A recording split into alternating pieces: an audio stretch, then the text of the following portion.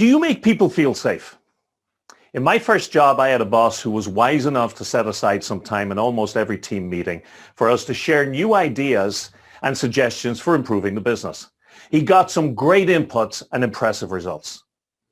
The first few times I contributed after joining the team, he responded with something like, "Come on, Deiric, I'm sure you can do better than that."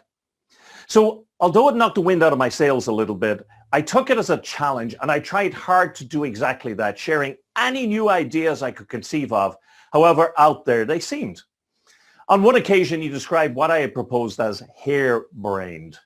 In fairness, as I recall, it was a little bit out there. Next time I went to contribute, he saw my hand and he said, "Okay, Deiric, what harebrained idea have you got for us today?" With practice, that became his mantra anytime I offered to contribute.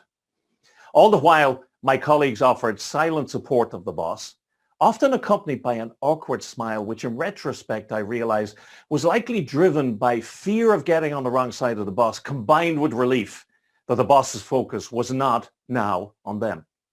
So over time, I became really selective in what I shared, determined only to bring up ideas I was certain would be well received.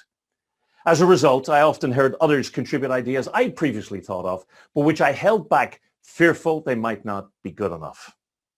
Ultimately, I stopped contributing completely and just coasted quietly through those team sessions, making no eye contact and afraid to say anything that would draw attention to myself. In the end, I found those meetings such a source of anxiety that I left a job I loved and a company I admired to go somewhere where I hoped I'd feel more comfortable. Have you ever had anything you said dismissed or ridiculed? Have you ever been made to feel like you don't belong? Have you ever felt stupid because of somebody's reactions to your ideas or your opinions? Have you ever known the answer to a problem but felt afraid to say anything? If so, don't worry, you're not alone.